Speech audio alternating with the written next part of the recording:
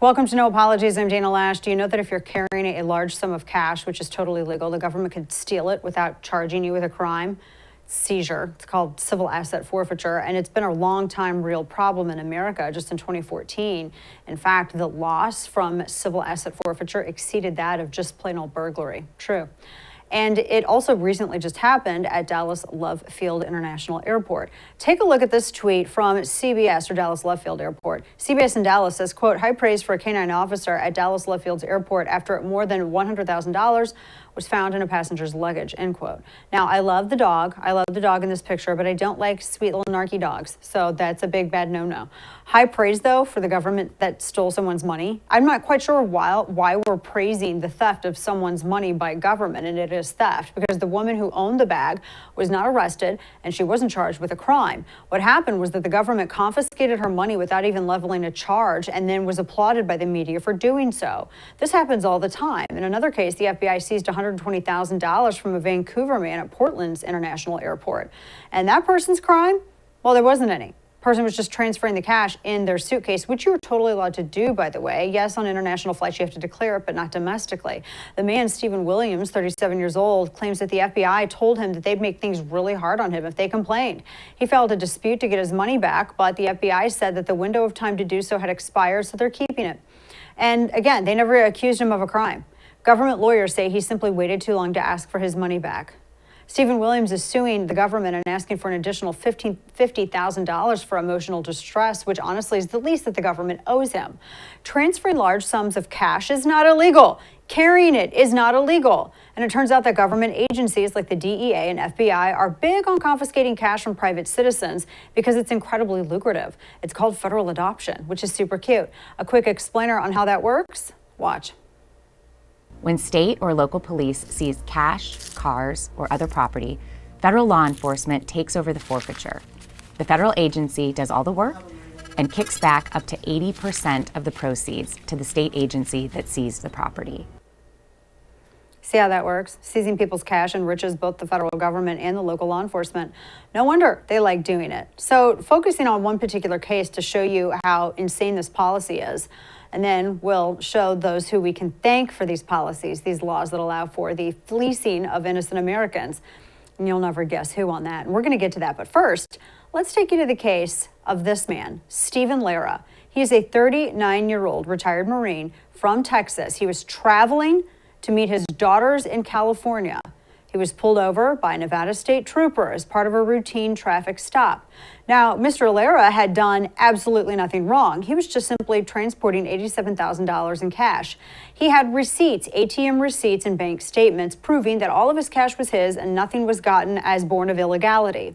And there's no crime, as I said, in moving large sums of cash and carrying large sums of cash. And he was carrying large sums of cash because it's none of our damn business, and it's none of the government's damn business. After agreeing to allow the officers to search his car, Stephen tells the officers that he is carrying cash, and the officer asks him why he has such a large sum. Why is he carrying $87,000? And Mr. Lara tells the officer why. Watch. Any large amounts of United States currency in the vehicle? Okay. What's a large amount of U.S. currency to you? Okay. So there's over 10,000 in there? Okay. How much money you got in there? Okay. Fair enough. Fair enough. My grandpa didn't trust banks either, and he kept most of his money in the Bible that sat on their coffee table in their unlocked house in the Ozarks. And he always said heathens were never going to open it. So it's not beyond the realm of possibility. Now, this incident from the officer's body cam goes on to show the officers taking a look at the cash, seeing the receipts for it even. And you can see one junior officer in the video saying to the senior officer that everything seems to check out. That should have been the end of this interaction. Actually, they shouldn't even been doing this. It should have just been the end of it before then. But it was after this that the junior officer was cut off, and the senior officer says they have to put a dog on the bag of cash to sniff it for drugs. Isn't most money covered in drugs? I don't know. I mean, it's since the 80s, just wondering out loud. Now, again, this interaction between a retired Marine and a veteran, combat veteran, Stephen Lara, this shouldn't be over. It should already be over. It should have never gotten to this point. But it's not, sadly, because there's a lot of money involved. And Nevada state troopers, they want a slice, as does the DEA, and so they're incentivized to find a crime. So out comes the canine and the dog, and we love dogs, it's not the dog's fault, but they were trained to sniff out traces of drugs, and it indicates a positive. So the money is tainted with the residue of drugs. Well, the problem is that, as I said, 70% of all cash has residues of various drugs on the bills. So a positive from a drug sniffing dog, and by the way, they're also trained to just smell money, does not indicate a crime. It does, however, provide an opportunity, though, for confiscation of people's money, which is what these Nevada patrolmen did.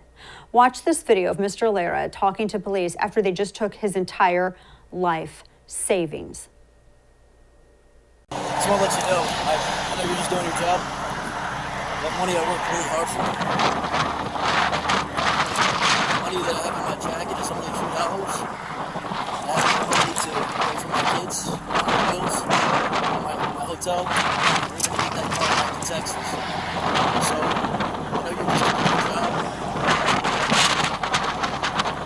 I don't know what to do. I'm probably going to be stuck here unless somebody sends me some money. There's no way I'm providing for my children this money. Get back to Texas. That's despicable, and there's no due process in this. Now, you might think that it's crazy to carry your money around like Stephen Lara, but who cares what you think, because it's his cash. He's got the bank receipts. It's his money. He's done nothing wrong. It's not illegal to carry around a large sum of money. But the police take it away anyway. You can do whatever you want with your money. You can gamble it all the way. You don't have to. It's not criminal to be dumb with your money or carry it in any way that you want to. Now, at this point, that cash, his life savings, is impounded at the DEA in civil forfeiture, and Stephen Lara may or may not get it back. In his case, after a long fight in which he had to pay attorneys, he did get his rightful property back, his money, but again, because he hired a law firm. In many cases, many people never get their money back, and in many instances, the cost of hiring the attorneys to get it back exceeds the money that was stolen from them. And they've never committed any crime. Here's Mr. Lara on the unfair nature of what happened to him. Watch. If this could happen to me as a combat veteran who served overseas in Iraq and Afghanistan, this could happen to anybody. Now, Stephen Lara has filed suit against the DEA for wrongful seizure, and he's also suing to stop the Nevada Highway Patrol from sharing profits from seized property. Rightfully so, and I hope he wins. I hope he wins just crazy amounts. I hope he wins, and it's a huge deterrence established, because this is a racket from this institution, the only institution in America with the power to coerce you, and it's the federal government. And quick side note here, you can back the blue, but I only back constitutional laws that respect individual rights. I don't back the laws that are not constitutionally based and do not respect individual rights and property. It's not constitutional, nor do I at all back enforcement of those unconstitutional thefts like civil asset forfeiture. There's no due process, and it's an abomination of the Constitution, and it's anti-conservative, and it should not be defended by anyone who would even think remotely that they're Republican or conservative. And another reason why, guess who created these laws? You would be surprised, and actually you wouldn't be. It turns out that Joe Biden, our current president, actually, this is his signature, one of his first things that he did when he was in the Senate. Let's take you through a little history of this law. So now, mind you, these civil forfeiture laws were enacted by Joe Biden, along with Strom Thurmond, all the way back in 1982, well before the crack epidemic. Now watch Joe Biden, this is on the floor of the Senate. He's trying to shame George H.W. Bush as being soft on crime, and he's bragging about this law. And in this clip, he's redirecting this rise in crime. He's redirecting the blame on H.W. Bush, who was president at the time. And so here he is bragging about civil asset forfeiture. Watch this. We changed the law so that if you are arrested and you are a drug dealer, under our forfeiture statutes, the government can, take everything you own, everything from your car to your house, your bank account, not merely what they confiscate in terms of the dollars from the transaction that you just got caught engaging in. They can take everything. Yeah, they can take everything. Can you imagine not only writing a law like that and having it passed, but bragging about it on the floor of the Senate? That's some straight up authoritarianism. But Joe Biden likes that. He's a tough guy, right? He takes on gangbangers like Corn Pop, and he goes into the basement of his public pool and asks the Freddy Krueger janitor to cut him some chain. Who has a basement in their public pool?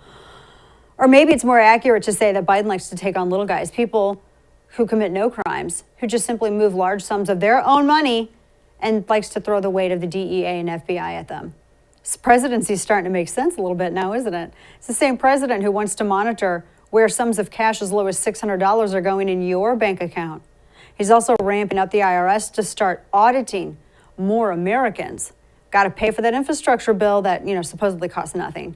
Here's what Joe Biden said in an interview about how he managed to pass civil asset forfeiture laws. He said, quote, he, and he's speaking of Strom Thurmond, just sat very cautious and listened. Then he finally figured out I was serious. I told him and I told my Democrat colleagues, I'll make a deal if you keep your right-wing guys from killing this bill, and if you and I stand fast and agree on what we can agree on and just hold firm, we can pass this thing, end quote. This is all part of a scary trend because Democrats have always loved government power and coercion, and everywhere you turn, they're growing ever more authoritarian. That's why they make policies that are anti-constitutional. They turn away from things that restrains government. The only time that they want to take government out of your life is if you'd like to, well, actually, no, they even want the government involved in abortion, but I digress. Civil asset forfeiture laws, this is an absence of due process. It's a tyrannical act that our founders feared.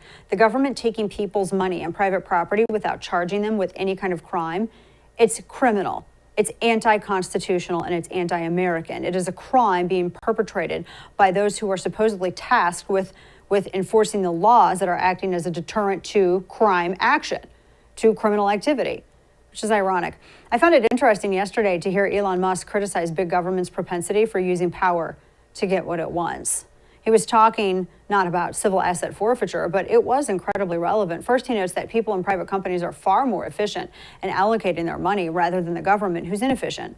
But what's even more interesting is what Musk had to say about big government and its propensity to use force to get what it wants. It does not make sense to take the job of capital allocation away from people who have demonstrated great skill in capital allocation and give it to an entity that has demonstrated very poor skill in capital allocation, which is the government. You can think of the government essentially as a corporation in the limit. The government is simply the biggest corporation with a monopoly on violence, and where you have no recourse. True. It is a huge, basically I like capitalism, except when corporations are used as government agents. And the government does have that monopoly on violence, which is why civil asset forfeiture laws, this is too great a temptation to be allowed to exist. Because you're actually telling police to steal. They're not upholding the law, they're circumventing it because they're ignoring due process. Too many people are punished who've committed zero crime.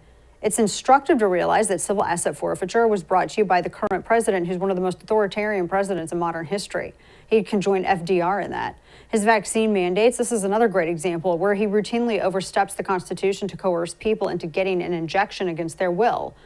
Now, he doesn't have the right to do so, and it's not lawful, but he goes ahead with it anyways, and then just uses the time bought with having courtroom battles over it to try to have fait accompli. Just as he used the CDC to announce to everyone that they don't have to pay rent to landlords. Right? Moratorium on rent. They can control your leasing agreements in your state. But Biden doesn't care about that Constitution, right? Apparently, that's I'm judging by the policy. It's just all about power and control, right? This is a complete abdication of due process, and we're watching real time. Really, imagine civil asset forfeiture and vaccine mandates. This is what they think they can get by with. No, the authoritarians, they need an excuse like a pandemic or climate change or systemic racism or a war on drugs or something, anything that allows them to steal your money even though you've done nothing wrong. It's time civil asset forfeiture laws were overturned. They're anti-American. And again, a big reminder, and I cannot emphasize this enough. In 2019 alone, federal agencies paid more than $34 million to state and local law enforcement agencies in connection to civil forfeiture cases. In 2014, they started accounting for a greater loss to the public than burglaries. And you have to ask yourself, how much of this money was unfairly seized in this racket? Well, we'll never know. And that's the way the government likes it. Coming up, we break down that Putin-Biden meeting that took place yesterday, since we didn't really get any readouts aside from one paragraph and some weird comments from Joe Biden today. We'll speak with Rebecca Koffler, former DIA intelligence officer and author of the book Putin's Playbook. Keep it here.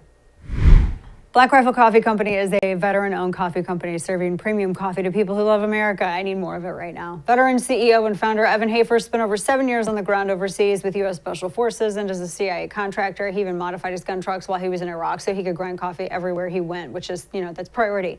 Every morning overseas, he would cheers his coffee with his team leader before heading out on patrols. Great coffee is a way of grounding people no matter where they are. And Evan was able to experience that perfect morning every morning, whether he was in Kabul, Seattle, or anywhere in between. Those are kind of the same anymore.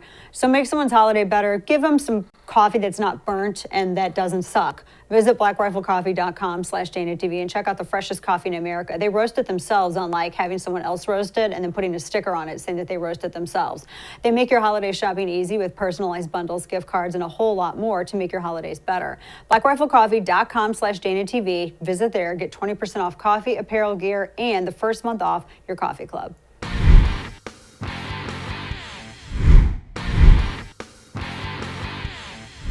If in fact he invades Ukraine, there will be severe consequences. Severe consequences. Economic consequences like none he's ever seen or ever have been seen in terms of being imposed. He knows his immediate response was he understood that. The idea the United States is going to unilaterally use force to confront Russia invading Ukraine is not in the cards right now. That was President Joe Biden a little earlier addressing the question as to what he and Russian leader Vladimir Putin discussed on that video conference that they had just yesterday. And in fact, there's maybe a significant concession that was made. And one of the things that Biden had said was that it's not in the cards to have any kind of military conflict between the United States and Russia at this point. We're going to talk about this more, though. Here. Yesterday, as you know, Biden and Putin had this call to discuss these growing tensions at Ukraine's border, and they spoke for about 2 hours. Biden let Putin know if that invasion it would bring serious economic sanctions, a lot of harm to the Russian economy.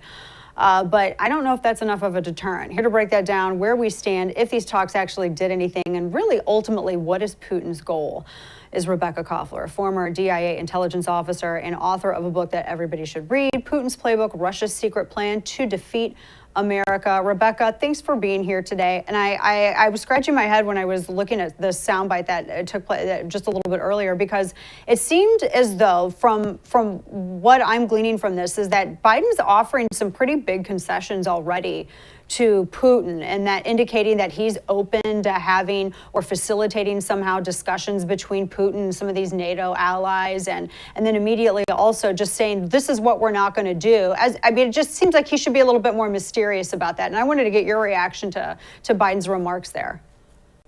Sure. Hi, Dana. Pleasure to be here. Truthfully, President Biden has no leverage over Putin. Putin has escalated his dominance. There's a doctrine that the Russians called escalation dominance that they apply to their warfighting style as well as their negotiating style. As you know, Russia has been waging devastating cyber attacks on the United States to the point where they've been striking our critical infrastructure such as gas and food supply, right? He also has amassed 114,000 troops along the Ukrainian border. So he has intimidated Biden, and he's not taking President Biden seriously. So whatever it is that they discussed during the 2 hours has had no positive outcome, and the Kremlin pretty much didn't expect any. And I surveyed the Russian media, which is pretty much government controlled today, and they are saying that there's nothing that was resolved and nothing could possibly be resolved out of this meeting. Putin is simply using Biden to boost his image and Russia's image. That's definitely what it seems like. And I thought it was weird too. You mentioned just some of what we were able to see, some of the video sprays and some of the stills. And it's weird because it was all Russian images and it was all Russian video, nothing from the United States. And apparently none of the United States press was allowed in. And I thought, well, that you just out Putined Putin in that regard. That's weird. Did you find that odd? Absolutely. Well, I found it odd, like from the American standpoint, but as a former intelligence officer, this is not odd at all. What's funny, Dana, that I usually, because I am a Russian fluent speaker, native speaker, and we are at least 8 hours, Russia is 8 hours ahead of us, right? I usually get all the news from the Russian sources, but going directly. And then I compare what is really the difference. So I was searching, what did the US media really show in terms of what happened? And I couldn't find anything. And of course, I go on the Russian sources and they have everything. They have President Biden kind of joking around, with Putin. Putin is waving. The Russian media is basically saying Russia and the United States could be partners, which is an obvious influence operation on Biden, very similar to what Putin was conducting on former President Bush. When Bush said, I looked in Putin's eye and I saw his soul. So it's very, very odd. Yes, the Russians typically give access to their media, even though they insist that there's no access to US media, because our media is more or less still somewhat democratic. I say still because I definitely notice the slide in my adopted homeland in terms of the freedom of speech. It's not what it used to be when I came here 30 years ago. Oh, definitely not. We're talking with Rebecca Koffler, a former intelligence agent, author of Putin's Playbook. I want to go back a little bit because this obviously began with this long-held quest by Russian leadership they wanted a warm, deep water port in the Black Sea. And I cannot pronounce this name to save my life, but it's Sevastopol, which is right there in the middle of the Black Sea, right there. They lease it from Ukraine, as I understand, and I think the lease expires like in 2042. And they could be happy with leasing it, but they're really not. They really want to be able to control that port. It's very central, especially I think they really felt that with the war going on in Syria and the reliance and how important that factored into it. And so ultimately, this kind of comes down to a little bit of this Black Sea dominance and just wanting that resource from Ukraine. And Ukraine obviously does not want to give that to them. And tell me a little bit about, how long this has been building to get to this point now where we have, as you were just saying, 114,000 some odd Russian soldiers at Ukraine's border. Spot on, Dana. So this has been going on for quite a while, more than a decade. Back in 2010, Russia has declared in its military doctrine the United States and NATO as Russia's principal threat because our foreign policies are on a collision course. We are fighting over the same sphere of influence.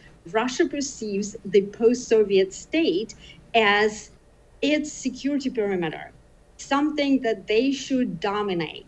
The United States believes that Ukraine and other former Soviet republics have the right to pursue their own path of development and become independent and democratic. Well, that is not acceptable to Putin.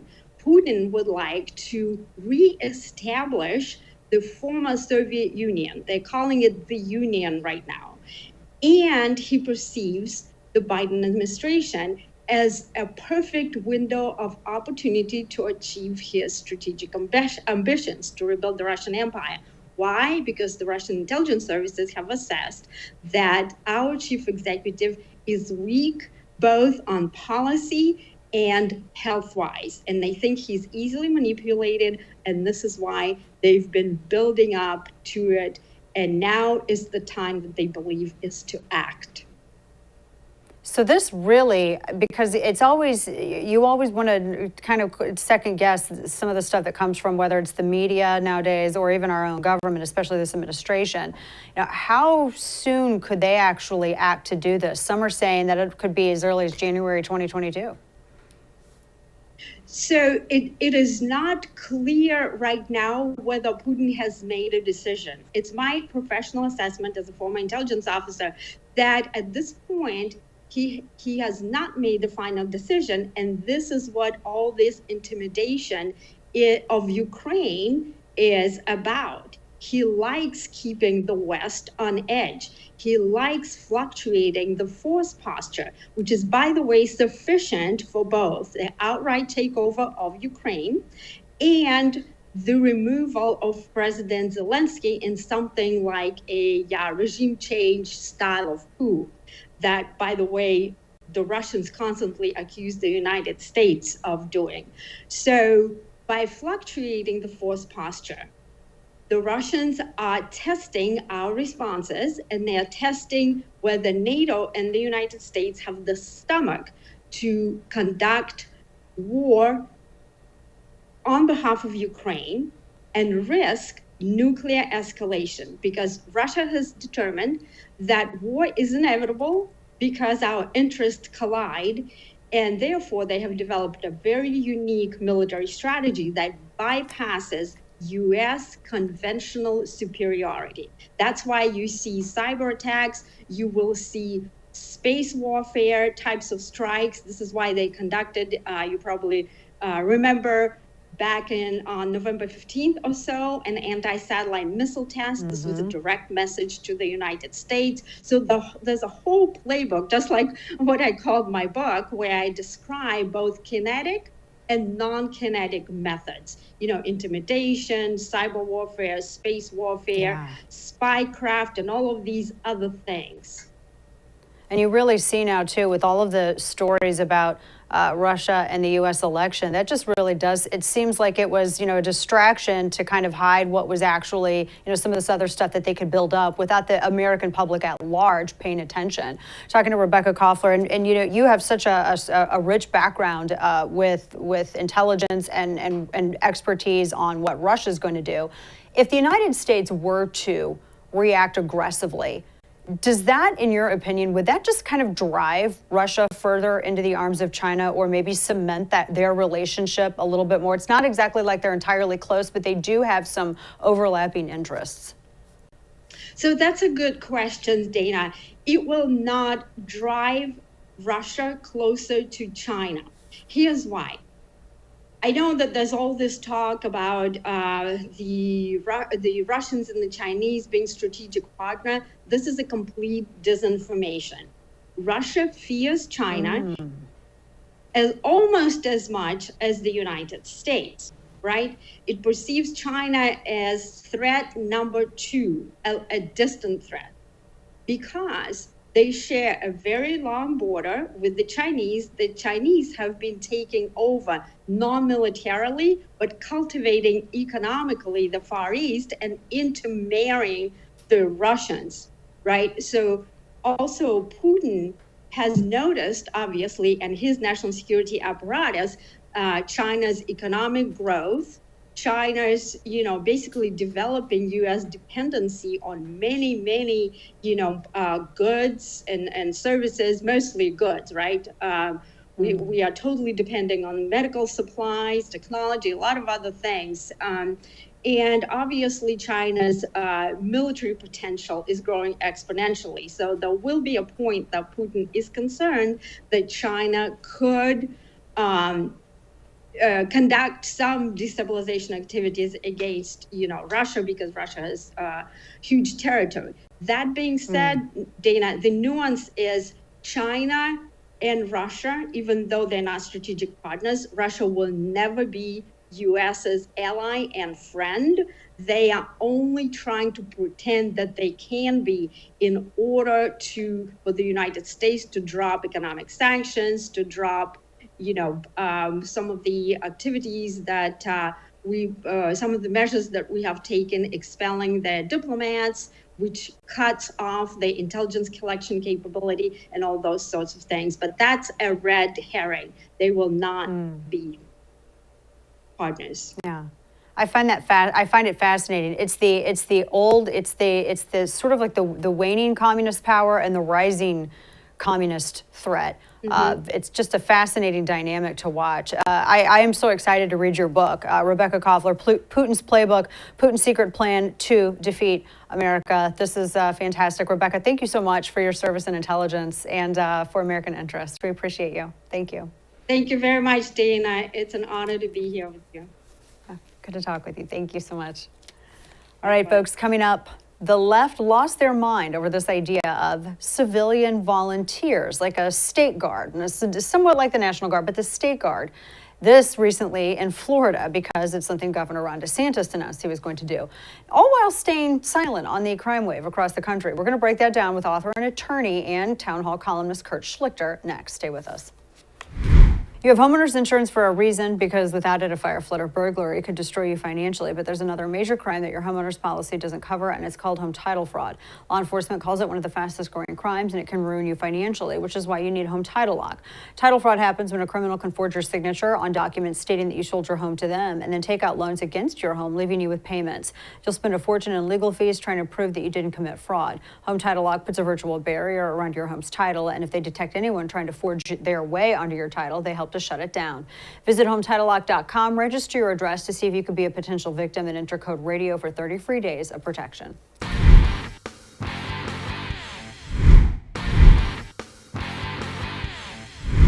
We also want to make sure that we have the flexibility and the ability needed to respond to events in our state in the most effective way possible. And some of that will require us to be able to have access and be able to use support in ways that are not encumbered by the federal government or don't require federal government. So I'm going to be recommending in the budget $3.5 million to reestablish the Florida State Guard. The Florida State Guard will act as a civilian volunteer force that will have the ability to assist the National Guard in state-specific emergencies.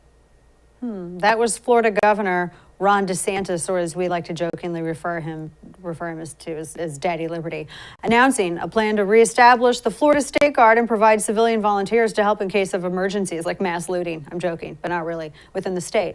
And the left lost their ever-loving minds over this. They were trying to say he's bringing in a police state, and they called him a Nazi and all other kind of stuff. My friend, author, attorney, and columnist at Town Hall, Kurt Schlichter, and veteran, he's here to break it all down with us. And then I got to ask him some Russia questions. Kurt, as always, thank you for being here. Good to see you. So here's the first, just what gets me about this, and I know you have talked about this extensively online. You've addressed this so much, but Florida's doing what New York and California have already done. I mean, your state in California, you have a state guard like this. So why is everybody freaking out? Not only do we have a state guard, Dana, but for 20-some years, I worked very, very closely with it as a regular guard soldier. The National Guard is dual-hatted. You have a federal component, you have a state component. I had two commissions. I had a commission for the United States, a commission for the state of California. But we were regular soldiers. The state guard allows people who are maybe retired or maybe have physical injuries or who are maybe too old, who can't normally serve but have something to give. We would use a lot of lawyers. We would use retired guys to come in and help us train. They'd help with logistics. These guys work for free. They were out there coming in once a month to drill. And then during emergencies like the LA riots, the San Diego fires, we were out there. They were right with us, helping us out. They're hugely useful. Now, if somebody thinks that I'm, for instance, soft on Gavin Newsom, who is the commander-in-chief of the California State Guard, perhaps you ought to check out my resume. The simple fact is a state guard provides a lot of help to the people of the state. It allows you to use people who couldn't normally serve, and they're excited to do it. And it's just a good deal all around. I mean, free talent in an emergency. Why would anyone turn that down? And you didn't have any Nazi activities that came about, from it apparently, because that's all the comparisons that I saw from actual blue checks, the Blue Check Journalist Brigade. They were basically saying that this was like a brown shirt commission, which I thought was insane. In fact, we literally had, early on when I got in the Cal Guard in the early 90s, we literally had a woman who was in the Cal Guard, and she would come out and help us with personnel. She was literally in the French Resistance. She literally fought Nazis as a young woman. So, I'd be offended if it wasn't so stupid.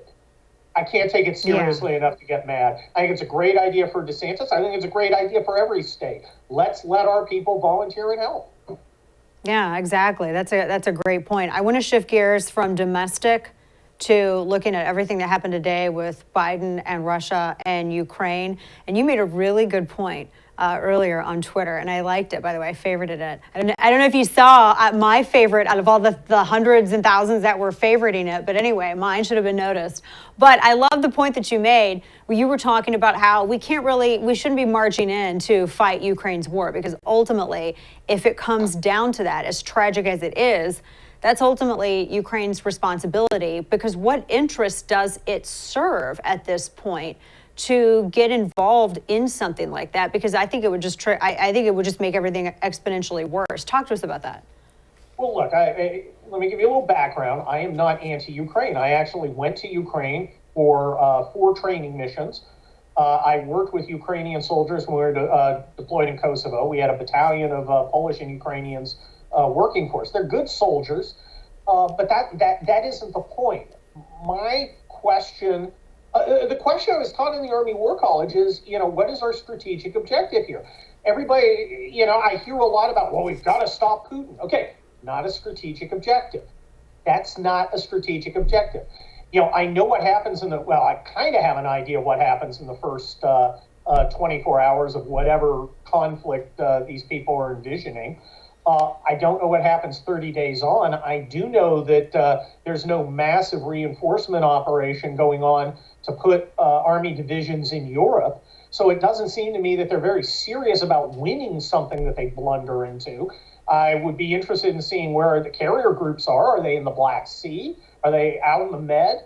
If you guys are planning a fight, I would like you to be planning to win it, but that really hasn't happened much in the 30 years since I was in Desert Storm. Oh, that's a really good point. I mean, and economic sanctions, I don't think are really I don't think it's gonna do much. That's the thing that angers me. It's like this administration had so many opportunities to prevent Putin from being able to advance, because power is going to advance. And I mean, I think Biden had opportunities to prevent that from happening. Yeah, I mean, with the Nord Stream 2 pipeline, to have Putin be able to lock down opposition from other European countries by controlling their energy during winter, I mean, he just gave that leverage right over to him. It's actually kind of remarkable because it just. I don't know what the hell these people are doing. What is their strategic goal here? Because if it's to keep Putin in a box, perhaps you'd want to keep him from getting billions of dollars and having leverage over your allies. And where the hell are the allies? If this is so important to America, it's got to be a lot more important to Germany. I don't see the Bundeswehr on the road heading down to Ukraine. And frankly, I don't have the capacity to do it. Once again, it's America. You and him fight. I'm not interested in that. If we're going to protect the border, I suggest we protect our own. Ooh, that's a great point. I completely agree with you on that 100%, because it's an interesting point too, because so many other leaders, they always say, oh, America's nation building, and they look down on America. But the first time that there's any kind of conflict or somebody's not, like Putin's knocking on their back door, then let's call the United States to come in. And this goes back to the other thing that you and I've talked about before. When Trump was president, he was trying to get all of these other NATO nations, you need to spend more on your own defense, spend more on your own defense. And a lot of them got mad at him because he was saying that. No, we can never forget that one picture of Angela Merkel trying to stare him down, and he had his arms crossed, just glaring right up at her, which I think is hysterical. But he had a point, and the point was this. Yeah, exactly. I mean, look, I respect the Ukrainians. I've worked beside them. They're tough, brave guys, and I hope they win. But I don't know how to sit down with the mother of a paratrooper who gets killed outside of Kiev and explain to her why her son died. I mean, it's kind of why? What were we trying to do? Protect the Biden family investment? I don't know. Nobody's explained it to me. It's just Putin is bad. Now we got to fight. Look, I'm not against fighting. I am not a pacifist. I believe in fighting. I don't think anyone would accuse you of pacifism. Yeah, no one's gonna, but on the other hand, you know, we have other tools in the quiver. One might be, right. Oh, I don't know, not having done Nord Stream. That might have been a good one. Just saying. Yeah. I completely agree with you. Kurt Schlichter, as always, common sense, my friend. Good to see you. Love to the fam. As always, thank you. You too. Of course. So coming up, folks, Biden takes another loss on his push for vaccine mandates and his constitutional disregard. We'll break that down next. Thanks to Biden's economic policies, job numbers are abysmal, inflation skyrocketing, and instead of following the previous president's pro-business agenda that had the economy booming, Biden wants to tax corporations and pass trillion-dollar bills we can't pay for. Take proactive steps, protect your wealth in retirement, and invest in gold and precious metals. Legacy Precious Metals can help. Washington continues to print money for their outrageous bills, but that doesn't do anything except devalue your dollar. Gold offers a hedge against inflation, and as the dollar gets weaker, gold gets stronger. The folks at Legacy Precious Metals are the gold standard when it comes to investing in precious metals, and they have a team of experts who can counsel you on the best options for you and your family. Don't leave your retirement to chance. Call Legacy Precious Metals at 866-580-2088 or visit them online to download their free investor's guide at legacypminvestments.com.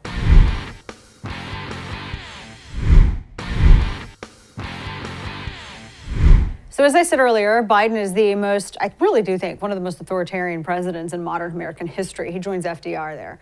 Despite barely winning it and being super unpopular, he acts really more like a king. Like he just has a complete mandate, which he doesn't. He also knows that many of the things with which he threatens Americans, like vaccine mandates, have no teeth and they're unconstitutional. But he knows that by the time that it's proven in court, people are going to succumb to the pressure. It'll be fait accompli. They're going to just do what they're told. So it's a really cynical tactic, and one in which Democrats have become very fond using as of late. Well, the bad news is that judge after judge, for Biden anyway, judge after federal judge is ruling against this mandate. So in fact, Biden is 0 for 3 on his mandates, his vaccine mandates. So let's just, for one moment, pause and revel in these defeats, shall we? Because the president is trying to inject you with an injection that doesn't actually give you any kind of inoculation. So yes, I completely and joyfully and shamelessly revel in these defeats, and I hope that they continue. Merry Christmas to me and you. So first, Biden hid behind OSHA and had the government agency that was invented to protect workers mandate that private sector companies with over 100 employees be forced to get injected. OSHA, rather than protect workers, decide to bend the knee. They complied, and they even encouraged employers to not report adverse reactions from the injection. Well, a federal judge in the Sixth Circuit Court overruled OSHA's mandate, citing that the health agency was not invented to set national health policy for the country. So one down. Then a federal judge put the brakes on a COVID vaccination injection mandate from the Biden administration that would have required thousands of healthcare workers in 10 states to get the first jab by next week. U.S. District Judge Matthew Schlepp issued a preliminary injunction on Monday in a scathing 32-page order in which he called the mandate a politically, quote, politically and economically vast, federalism-altering and boundary-pushing mandate, end quote. Boom, 0 for 2. And yesterday, yet another federal judge has blocked more injection mandates for federal contractors, which was set for January 4th, citing the president overstepping his authority. It's moments like these that make you realize just how brilliant our founders were. Protections for individual freedom, they are working.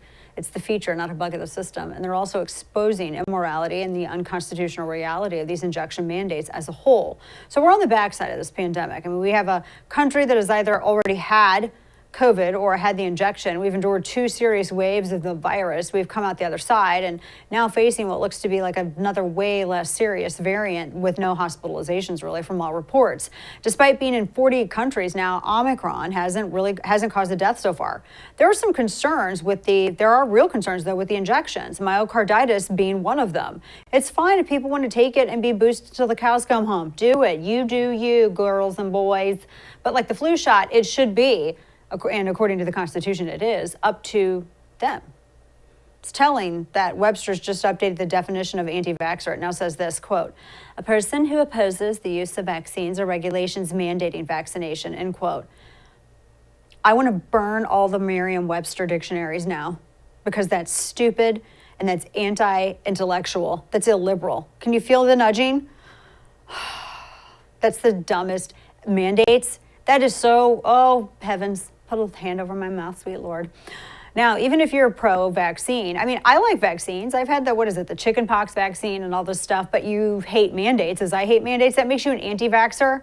Here, hi, we are now living in an idiocracy. Everybody drink Brawndo. It's what plants crave. You see what's happening? So far, the Constitution disagrees with all this garbage and Merriam-Webster. Federal judges are affirming people's right to make their own decisions in regards to the injections and endless boosters. So Biden is 0-3. Now, it could change, of course, but for now, celebrate those defeats of tyranny. And sorry, Merriam-Webster's, being against these vaccine mandates makes you anti-mandate, not anti-vax. It makes you pro-freedom. That does it for us tonight. Thanks for tuning in. Good night, and don't bend the knee.